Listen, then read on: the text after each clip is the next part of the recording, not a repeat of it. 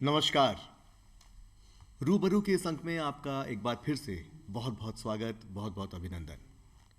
आधुनिक भारत के आधुनिक सपनों को साकार करने के लिए हम सहारा लेते हैं सूचना प्रौद्योगिकी संचार, दूर संचार का। और आत्मनिर्भर भारत और दूर संचार के बढ़ते कदम पर बातचीत करने के लिए आज हमारे स्टूडियो में मौजूद है एक खास मेहमान। आप हैं श्री संदीप गोविल साहब। आप चीफ जनरल मैनेजर हैं BSNL में, यानी कि भारत संचार निगम लिमिटेड में, और आपका स्टूडियो में बहुत बहुत स्वागत है। हाँ, नमस्कार सभी दर्शकों को बहुत बहुत नमस्कार, धन्यवाद। सर, राजस्थान जो है दूर संचार की दृष्टि से बहुत एक अच्छा है राज्य माना जाता है, और काफ़ी अच्छा फैलाव है यहाँ पे नेटवर्क का, यहाँ पर इक्विपमेंट्स का और स्पीड का, बैंडविड्थ का। तो राजस्थान को आप किस तरह से, किस दृष्टि से देखते हैं दूर संचार के परिप्रेक्ष्य में? आपने बिल्कुल उचित शब्द कहे हैं। आज की तारीख में हम देखें तो राजस्थान पूरे इंडिया का सबसे बड़ा, भौगोलिक दृष्टि से देखें तो सबसे बड़ा प्रदेश है। यहाँ पर दूरसंचार में भी अपने इसी कारण से अलग अलग चैलेंजेस भी आते हैं। कुछ जयपुर, जोधपुर आदि हम देखते हैं तो बड़े आबादी वाले शहर हैं, और जैसलमेर, बाड़मेर की तरफ जाते हैं तो छोटी छोटी गांव ढानियाँ भी हैं। इन सभी जगहों पर दूर संचार की सुविधाएं पहुंचाना अपने आप में एक चैलेंज है। बट मुझे बताते हुए हर्ष है, भारत संचार निगम लिमिटेड इस मामले में काफ़ी खरा उतर रहा है, और हमेशा हमारी यही कोशिश रही है कि हम एक अच्छी से अच्छी दूर संचार सुविधा अपने ग्राहकों को प्रदान कर पाएँ। जी, बहुत अच्छी बात बताई आपने। बचपन में हम देखते थे कि केवल BSNL होता था, है ना, टेलीफोन BSNL का यूज़ करते थे। धीरे धीरे जो है और लोग भी आए, लेकिन BSNL ने बहुत प्रगति करी। चाहे वो आपके बैंडविड्थ देने में हो, चाहे वो डिजिटल इंडिया के साथ सहयोग करने में हो, चाहे वो PM वानी हो, चाहे वो भारत फाइबर हो जी। और हम सभी जानते हैं कि जो नेटवर्क है वो इसका जो है बैकबोन होता है, उसी के ऊपर सारा सॉफ्टवेयर, उसी के ऊपर सर्वर, उसके ऊपर सारी घर, वर्क फ्रॉम होम सब उस पर चलता है। जी जी जी। तो BSNL के वो कौन से स्ट्रेंथ हैं जिसके आधार पे हम सब जो हैं बहुत अच्छा नेटवर्क और बहुत अच्छा डेटा यूसेज कर पा रहे हैं? बिल्कुल, आपने सत्य कहा है। आज हमारे आदरणीय प्रधानमंत्री जी का जैसा विज़न है कि डिजिटल इंडिया को बढ़ावा देना है, और जिस तरह से पूरा भारतवर्ष इस समय डिजिटल इंडिया मुहिम पर कार्य कर रहा है, BSNL भी उसी डायरेक्शन में एक आगे बढ़ता है। हम सब अपने डेली के यूज़ में मोबाइल का इस्तेमाल करते हैं। डेली हम देखते हैं, हम अपना लैपटॉप यूज़ करते हैं। इसमें यदि हम पाएंगे तो होता है, कोई भी हम ऐप यूज़ करते हैं तो बैक एंड पर जो बैंडविड्थ रहती है वो एक दूरसंचार प्रदाता की होती है, वो BSNL हो या कोई और दूसरा प्राइवेट ऑपरेटर भी हो। हम जितना UPI से लेन देन करते हैं, हम भीम ऐप यूज़ करते हैं, या कोई भी एक फाइनेंशियल इंस्टीट्यूशन का हम बैंक का ऐप यूज़ करते हैं, इसमें जो बैंडविड्थ हम यूज़ करते हैं वो BSNL द्वारा प्रदान की जाती है, या किसी और दूरसंचार जो दूसरे प्राइवेट ऑपरेटर्स हैं वो देते हैं। तो इस डिजिटल मुहिम को बढ़ावा करने के लिए जो एक बैकबोन है वो दूरसंचार प्रदाता है, और BSNL की तरफ से हम यही कोशिश करते हैं कि हमने सारे बैंक्स को कनेक्टिविटी दी हुई है। दूसरा, आपने प्रश्न किया या एक बात की वर्क फ्रॉम होम की। जी जी। आज हम देखें, जब से इस कोविड पेंडेमिक आया था तब से ये WFH एकदम वर्क फ्रॉम होम ऐसा एक सिनोनिम बन गया है।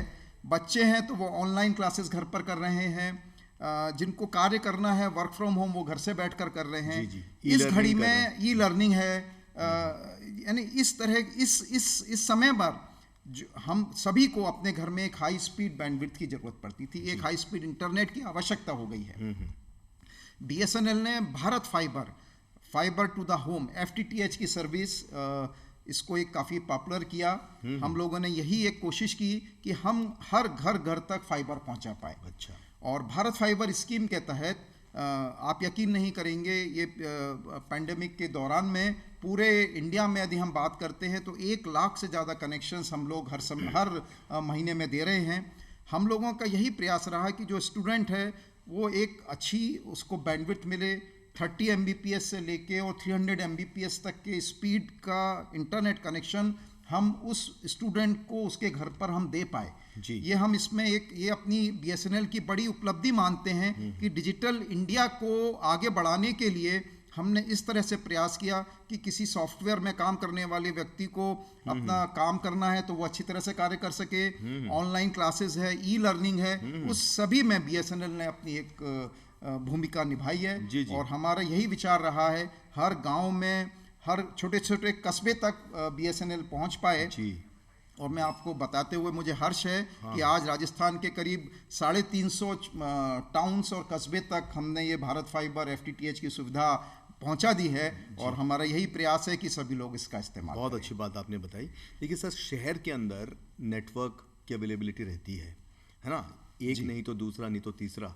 लेकिन ग्रामीण क्षेत्रों में, खासकर ऐसे रिमोट एरियाज़ में, क्योंकि ऐसा कहीं नहीं हो कि शहर के लोग जो हैं वो तो पूरा लाभ ले लें और गांव के लोग वंचित रह जाएं। जी। तो आपके जो नेशनल ऑप्टिक फाइबर नेटवर्क का कॉन्सेप्ट था वो भारत नेट में तब्दील हुआ। जी। तो मैं ये जानना चाहूँगा कि राजस्थान राज्य के लिए किस प्रकार से विभाग ने आपके जो है इसका फैलाव किया है नेटवर्क का, और जहाँ जहाँ पर गांव-गांव तक ये पहुँचा है और जहाँ जहाँ तक जो है वायरिंग नहीं हो पाई वहाँ पे वीसैट के ज़रिए या और माध्यमों से कनेक्टिविटी दी गई।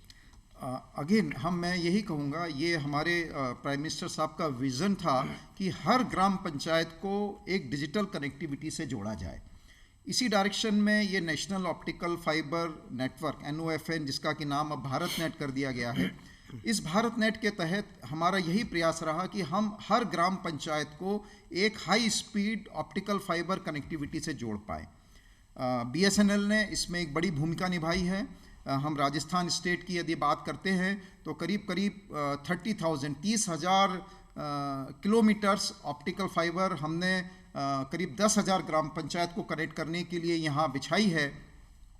और उसका फ़ायदा राजस्थान स्टेट गवर्नमेंट के साथ में मिलकर हमने कोशिश किया है कि हर ग्राम पंचायत पर एक कनेक्टिविटी अवेलेबल हो, जिससे कि वहाँ ई मित्र के कियोस्क हैं, ग्राम पंचायत को अपना कार्य करना है।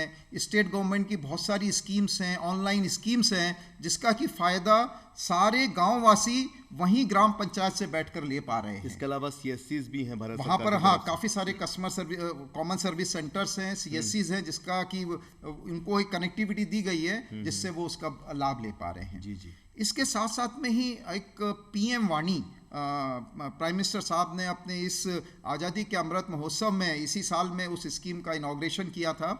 इसके तहत हर वाईफाई हॉटस्पॉट्स लगाने की एक बहुत बड़ी योजना है। PDOs कहते हैं। PDOs, जिसको जैसे हम सभी को पता होगा कि जैसे PCO चलते थे आज से 10 से 15 साल पहले, येलो कलर के सब तरह के PCO हम सब लोगों ने देखे हैं। और आज का ज़माना डाटा का है, तो कॉन्सेप्ट PDO का हो गया है, पब्लिक डाटा ऑफिसेज। जी। तो BSNL ने भी इसमें अपनी एक भूमिका आगे बढ़ाई है और कोशिश यह की है कि हम हर छोटे गांव में access points, wifi access points लगा सकें, हॉटस्पॉट्स लगा सकें, जिससे कि वहाँ पर जो भी कस्टमर हैं, उपभोक्ता आते हैं, वो उनको एक दिन के लिए भी यूज़ करना है तो एक छोटे से 8 रुपये 9 रुपये में वो उनको डाटा मिल जाता है और वो अपना कार्य और ऑनलाइन वहीं से कर सकते हैं। बहुत अच्छी बात है। मतलब ज़रूरी नहीं कि उनके पास कोई मोबाइल कनेक्शन भी हो या वहाँ किसी मोबाइल ऑपरेटर का कवरेज होना, उसकी कोई ज़रूरत भी नहीं है। हम वाईफाई हॉटस्पॉट्स, ये PM वाणी प्रोजेक्ट के तहत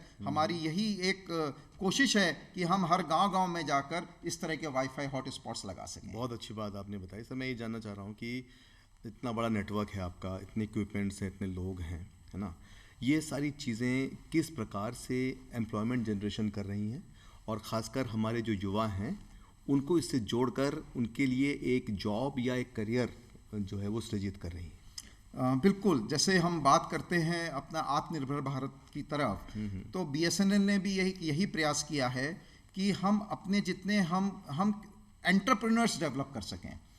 BSNL एक भारत सरकार का उपक्रम है, 100% गवर्नमेंट ऑफ इंडिया की कंपनी है। तो उसी के तहत हम लोगों ने यह डिसाइड किया कि हम ऐसा क्या कर सकते हैं कि अपने छोटे विलेजेस में, गांव में या शहरों में जो हमारे युवा लोग हैं उनको हम कैसे BSNL से जोड़ सकते हैं और कैसे हम उनको एक छोटा एंटरप्रेन्योर बना सकते हैं, उस डायरेक्शन में हम क्या कार्य कर सकते हैं। तो ये जो भारत फाइबर की स्कीम, FTTH की स्कीम के बारे में मैंने आपसे चर्चा की थी, इसके तहत हम लोगों ने डायरेक्ट सर्विस प्रोविज़न करने की बजाय हम लोगों ने यह प्रयास किया कि हम एक छोटे एंटरप्रेन्योर से, जो छोटा डिप्लोमा होल्डर है या डिग्री होल्डर है, जो थोड़ा सा भी 1 लाख रुपए भी इन्वेस्ट कर सकता है, उसको हमने अपने साथ में पार्टनर बनाया है। अच्छा। उनके साथ में हम रेवेन्यू शेयर देते हैं, अप टू 50% तक का हम उनको रेवेन्यू शेयर देते हैं, और खाली 1 से 1.5 लाख रुपए में वो अपना एक तरह का एक छोटा एंटरप्राइज बिजनेस है, उसको शुरुआत कर सकता है। PPP मॉडल की तर्ज पे। PPP मॉडल की तहत पे आपने बिल्कुल सही कहा जी। उसमें हम अपना उनको अपना एक्सचेंज है, कनेक्टिविटी है, बैकहॉल बैंडविड्थ है वगैरह हम सब देते हैं। छोटा इक्विपमेंट और आगे का बिल कलेक्शन की जो जिम्मेदारी है वो उनके पास रहती है, और एक 50-50% रेवेन्यू शेयर पे हम उनसे कार्य करते हैं। और मुझे बताते हुए खुशी है कि राजस्थान शहर में करीब पूरे राजस्थान स्टेट में 600 से 650 इस तरह के पार्टनर्स के साथ में हमने एग्रीमेंट किया है, और हर पार्टनर ने करीब 8 से 10 लोगों को फर्दर एम्प्लॉयमेंट आगे दिया है। और BSNL की तरह से मैं कह सकता हूँ हमारी इस मदद से कम 4-5 हज़ार लोगों को रोजगार उपलब्ध हुआ है। बहुत अच्छी बात आपने बताई सर। अच्छा, ये वर्ष जो है आज़ादी का अमृत महोत्सव वर्ष हम मना रहे हैं, 75 साल जो हुए हैं, इसके तहत क्या नए इनिशिएटिव्स या क्या नए प्रयास किए गए हैं? हाँ, ये जो आज़ादी का अमृत महोत्सव है, इसमें एक जो सबसे बड़ा हम चाहें गेम चेंजर, एक तो भारत फाइबर रहा, दूसरा एक PM वानी स्कीम के तहत जो हम वाईफाई हॉटस्पॉट्स लगा रहे हैं, वो हम कार्य कर रहे हैं।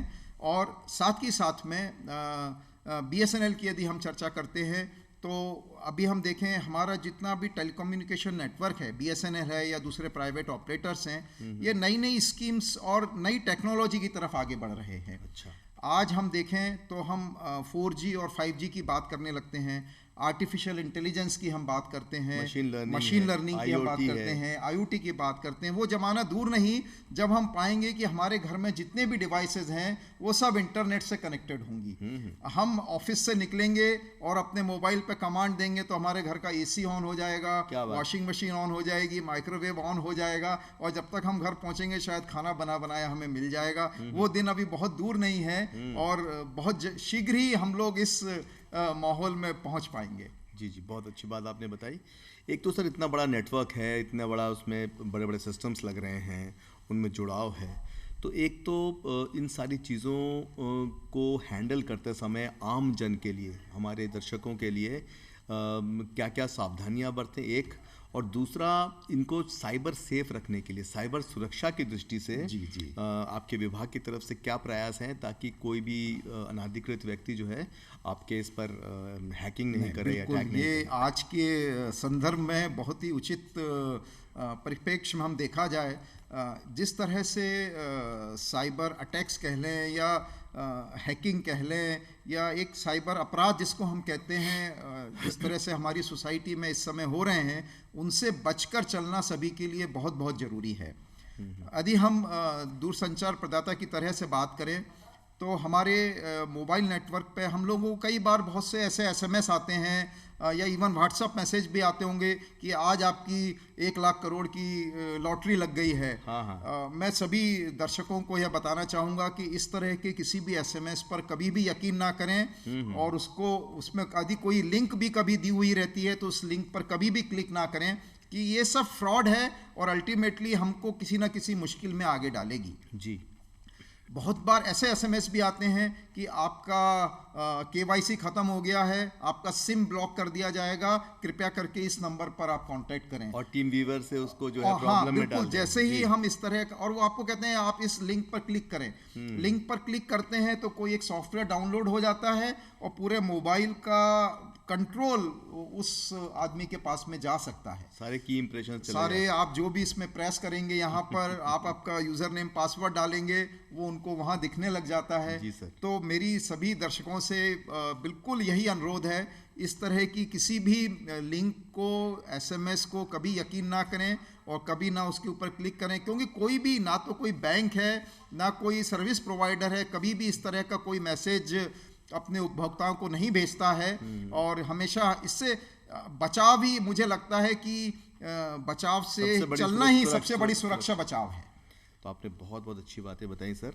डिजिटल इंडिया के तहत हम लोग बात करते हैं डिजिटली एम्पावर्ड सोसाइटी और नॉलेज इकोनॉमी की, जो कि इसका उद्देश्य है। जी जी। तो इस उद्देश्य की प्राप्ति के लिए थोड़ा सा विस्तार में बताएं कि आपके विभाग ने किस किस प्रकार के प्रयास किए हैं। हाँ, हम ये कहना चाहेंगे कि बीएसएनएल जिस तरह से एक सरकारी कंपनी है, हमने जितने भी हमारे गवर्नमेंट डिपार्टमेंट्स है सभी के साथ में उनको कनेक्टिविटी डिजिटल देखिए, आज की तारीख में हर आदमी डिजिटली काम करना चाहता है। हम अपने ऑफिस की बात करें तो मेरा ऑफिस, बीएसएनएल का पूरा ऑफिस इस समय पेपरलेस हो गया है। हम लोग पूरा ई ऑफिस में कार्य करते हैं जी। अब यदि हमें ई ऑफिस में काम कर रहे हैं तो सारी चीज़ें डिजिटली कनेक्ट होना चाहिए। हम पूरा क्लाउड नेटवर्किंग का यूज़ करते हैं। सभी को एक हाई बैंडविड्थ का हमने कनेक्टिविटी सर्वर्स लगाए हुए हैं। हमारे जितने बैंक्स हैं उन सभी बैंक्स को हमने एक सुरक्षित MPLS के तहत हमने एक उनको कनेक्टिविटी दी हुई है। जितने बड़े बड़े बैंक्स हैं, गवर्नमेंट इंस्टीट्यूशंस हैं, प्राइवेट इंडस्ट्रीज़ हैं, इन सभी को हमारा यही प्रयास रहता है कि हम उनके सारे जितने भी वर्क प्लेसेस हैं उनको हम डिजिटली कनेक्ट कर सकें। एक जिसका कि कोई हैकिंग ना हो सके, जिसका कोई दुरुपयोग ना कर सके, ऐसे एक सुरक्षित माध्यम के थ्रू, ऑप्टिकल फाइबर माध्यम के थ्रू हम यही कोशिश करते हैं कि हम उनको सबको कनेक्टिविटी प्रदान कर सकें, जिससे कि उन्हें जो भी उनका कार्य करना है वो आसानी से कर सकें। बहुत अच्छी बात बताई आपने सर। BSNL की जो फ्यूचरिस्टिक जो बातें हैं, मतलब आने वाले समय के हिसाब से, क्योंकि आधुनिकीकरण का जो कार्यक्रम है, मॉडर्नाइजेशन का, वो निरंतर चलता रहता है। तो फ्यूचरिस्टिक मोड पर BSNL और नए नए क्या चीज़ देख रही है और जिसकी जो है बहुत शीघ्र ही क्रियान्विति होगी। हाँ, ये बिल्कुल आपने सही कहा है। BSNL इस समय यदि मैं बात करूं तो हम बहुत शीघ्र 4G की सुविधा लेकर आएंगे। जैसा कि हमारा आज का सब्जेक्ट भी है आत्मनिर्भर भारत और हमारे दूरसंचार के बढ़ते कदम, बिल्कुल। तो इसी डायरेक्शन में ये पहली बार होगा कि एक भारत में निर्मित पूरा 4G का कोर और 4G का रेडियो नेटवर्क, जो कि पूरे भारत की ही जो कंपनी है C-DOT है, ये उसको डेवलप कर रही हैं और TCS के थ्रू इसका एक प्रूफ ऑफ कॉन्सेप्ट अभी चंडीगढ़ में किया जा रहा है और BSNL बहुत ही शीघ्र बाय सितंबर हम ये उम्मीद रखते हैं कि ये भारत में निर्मित, ये पूरे वर्ल्ड में पहली बार होगा जब ये कोई इस तरह की सुविधा BSNL यहाँ पर लॉन्च करेगा। और 4G लॉन्च करने के कुछ समय बाद ही BSNL 5G की तरफ छलांग लगाएगा। तो ये आत्मनिर्भर भारत की तरफ PM साहब के डायरेक्शन में एक बहुत बड़ी छलांग है जो BSNL ने लगाई है और मुझे पूर्ण विश्वास है कि BSNL के माध्यम से पूरे भारतवर्ष को इसका फ़ायदा मिलेगा। आपने बहुत अच्छी बात बताई सर। अच्छा, कई हमारे युवा हैं, चाहे शहरी क्षेत्र में हैं चाहे ग्रामीण क्षेत्रों में हैं, किसी ने कोई शॉर्ट टर्म कोर्स किया है, किसी ने डिप्लोमा किया है, किसी ने डिग्री रखी हुई है और टेलीकम्युनिकेशन यानी कि दूर संचार में वो जॉब या करियर देखना चाहते हैं। ऐसी स्थिति में आपका विभाग उनकी क्या सहायता कर सकता है और उनके लिए आप क्या हिदायत देना चाहेंगे? मैं आज दूरदर्शन के माध्यम से अपने सभी युवाओं को यह कह सकता हूं कि हमारे साथ हमारे भारत फाइबर की पार्टनर स्कीम में ज्वाइन कीजिए। एक छोटा एंटरप्रेन्योर मॉडल है जिसको कि हम डेवलप कर सकते हैं। साथ ही साथ में हमारे बहुत से डिप्लोमा होल्डर्स युवक युवतियां हैं, उनके लिए हमने एक अप्रेंटिसशिप की भी शुरुआत की है और यदि वो चाहें तो हमारे साथ एज ए अप्रेंटिस हमारे विभाग में जुड़ सकते हैं। और तीसरी चीज़ जो हम PM वाणी स्कीम हम लेकर आए हैं, उसके तहत हम हर गांव-गांव में एक PDOs पब्लिक डाटा ऑफिस स्थापित कर रहे हैं जी। उसका भी हम रेवेन्यू शेयर पे ऑलमोस्ट 30% से ज़्यादा हम उनको रेवेन्यू शेयर करते हैं। तो हम चाहेंगे कि जितने भी ये युवा हैं ये हमारे साथ इन स्कीम्स में BSNL के साथ में जुड़ सकते हैं और उनको हम ये रोजगार का और पैसे कमाने का अनुभव दे सकते हैं। जी, आने वाला समय आर्टिफिशियल इंटेलिजेंस पर है आधारित, हालांकि कई कंपनियों ने अभी भी काम शुरू कर दिया है। मशीन लर्निंग पर है, इंटरनेट ऑफ थिंग्स पर है, रोबोटिक्स पर है। कई सारे विभाग चिन्हित किए हैं जैसे ट्रांसपोर्ट है, इंफ्रास्ट्रक्चर, मेडिकल, एजुकेशन, कृषि। तो इन सारे विभागों की जो बैकबोन होगा उनका, वो फिर से जो है दूरसंचार होगा, नेटवर्क होगा। तो उसको ध्यान में रखते हुए, आर्टिफिशियल इंटेलिजेंस को की क्रियान्विति को ध्यान में रखते हुए आपका विभाग इस दिशा में क्या काम कर रहा है? हाँ, मैं चंदन जी ये कहना चाहूँगा, आगे आने वाला समय एक टेक्नोलॉजी का युग है। हम जो भी सर्विसेज आज यूज़ करते हैं वो धीरे धीरे करके टेक्नोलॉजी में कन्वर्ट हो रही हैं। आज हम अपनी फैक्ट्रीज देखते हैं तो वहाँ रोबोट्स का इस्तेमाल और ज़्यादा से ज़्यादा बढ़ता जा रहा है। जी। हमें अपने जो भी बड़ी इंडस्ट्रीज़ हैं, इवन आप डैम्स की बात करें या माइंस इंडस्ट्रीज़ की बात करें, वहाँ हमें बहुत सारे सेंसर्स लगाने पड़ते हैं और उन सेंसर से हमें डाटा कलेक्ट करना पड़ता है। इन सेंसर से डाटा कलेक्ट करने के लिए जो हमें या तो हम ऑप्टिकल फाइबर सुविधा का इस्तेमाल कर सकते हैं या 5G का इस्तेमाल कर सकते हैं, जिसमें कि स्पीड बैंडविड्थ बहुत ज़्यादा मिले और लेटेंसी बिल्कुल कम हो। तो इन सुविधाओं के लेटेंसी बोले तो गैप यानी मतलब जिसको हम कहते हैं ना फ्रैक्शन ऑफ डिले नहीं होना चाहिए। फ्रैक्शन ऑफ सेकंड में इंफॉर्मेशन एक जगह से दूसरी जगह चली जानी चाहिए। तो इस कार्य के लिए BSNL इस डायरेक्शन में आगे काम कर रहा है और हम उम्मीद रखते हैं कि बहुत शीघ्र ही भारतवर्ष में हम इन सुविधा को लॉन्च कर पाएंगे। तो आपने बहुत बहुत अच्छी बातें बताई सर। और कई ऐसे विभाग हैं जो BSNL को और विभागों से और कंपनियों से आगे लेके जाता है, वो और कौन कौन से ऐसे काम हैं, ऐसे क्षेत्र हैं जिस पर जो है आपका विभाग काम कर रहा है? हाँ, जैसे यदि हम बात करें तो जैसे BSNL एक तरह से एक बैंडविड्थ सर्विस प्रोवाइडर है, एक टोटल टेलीकॉम सॉल्यूशन प्रोवाइडर है।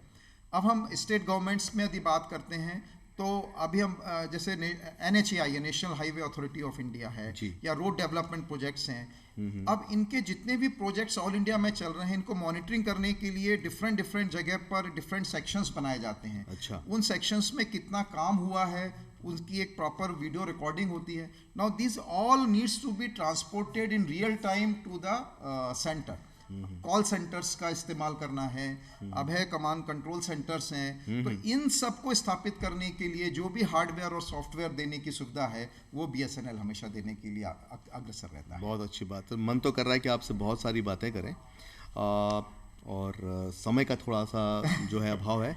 अच्छा सर, आप हमारे दर्शकों को वो कौन कौन सी बातें बताना चाहेंगे जिसका वो ध्यान रखें जब कभी भी वो दूर संचार के संपर्क में आएँ या सूचना प्रौद्योगिकी के संचार के संपर्क में आएँ, और किस तरह से जो आपका तमाम जो नेटवर्क और जो सेवाएं हैं उसका अधिकाधिक लाभ ले सकें, उसके लिए आप हमारे दर्शकों को क्या सुझाव और क्या बातें कहना चाहेंगे? बिल्कुल, मैं सभी दर्शकों से यही अनुरोध करना चाहूँगा, सेफ्टी इज़ वेरी इम्पॉर्टेंट। हम लोग मोबाइल यूज़ करना बिल्कुल सेफ़ है, हमेशा उसको हम यूज़ करते ही हैं, लेकिन जब हम चल रहे हैं या वाइल ड्राइविंग हम लोगों को मोबाइल का इस्तेमाल नहीं करना चाहिए। जैसे मैंने पहले बताया, मोबाइल में यदि किसी भी तरह के अनवांटेड SMS आते हैं या व्हाट्सएप आते हैं, उनको कभी भी ना खोलें और बिना पढ़े भी उनको हम डिलीट कर सकते हैं। जी। BSNL की तरफ से हमेशा हम एक मैसेज जो है कन्वे करते रहते हैं अपने कस्टमर्स को भी कि BSNL कभी भी इस तरह के मैसेज अपने कस्टमर्स को नहीं भेजता है, और उनको हमेशा ध्यान रखें। अपने OTP है, पासवर्ड्स हैं, उनको हमेशा सेफ रखें जिससे कि कोई उनको इस्तेमाल ना कर पाए। यही मैं चाहूँगा और कोशिश करूँगा कि सभी लोग इसका साथ ही साथ साइबर सिक्योर रहने के लिए भी आप कुछ कहना चाहते हैं? साइबर सिक्योर रहने के लिए मैं ये कहूँगा, अपने यूज़र नेम पासवर्ड्स को हमेशा स्ट्रॉन्ग रखें जिससे कि कोई उनको हैक करना इतना आसान ना हो। जी। और उनको एक सुरक्षित जगह पे हमेशा रखें जिससे कि कोई उनका मिसयूज़ ना कर पाए। जी। संदीप गोविल साहब, आप हमारे स्टूडियो में आए और आपने इतनी अच्छी अच्छी जानकारियाँ शेयर करी, इसके लिए आपका बहुत बहुत आभार। धन्यवाद। धन्यवाद। दूर संचार जो है वो बैकबोन है। आज के युग में दूर संचार को जाने, आज के युग में सूचना प्रौद्योगिकी संचार को जाने, आज के युग में IT सेवी बने, आज के युग में इन चीज़ों के साथ जुड़ाव करें, खुद सीखें, अपने परिवार को सिखाएं और अपने समाज को भी शिक्षित करें दूर संचार और जो है सूचना प्रौद्योगिकी संचार के बारे में। तभी हम जो है आत्मनिर्भर भारत का जो हमारा उद्देश्य है उसको हम पूर्ण कर पाएंगे, और जो दूर संचार के बढ़ते कदम हैं ये हमको बहुत आगे लेकर जाएगा। कार्यक्रम से जुड़े रहने के लिए एक बार फिर से आपका बहुत बहुत आभार। मुस्कुराते रहिए, प्रसन्न रहिए और देखते रहिए रूबरू। धन्यवाद। धन्यवाद।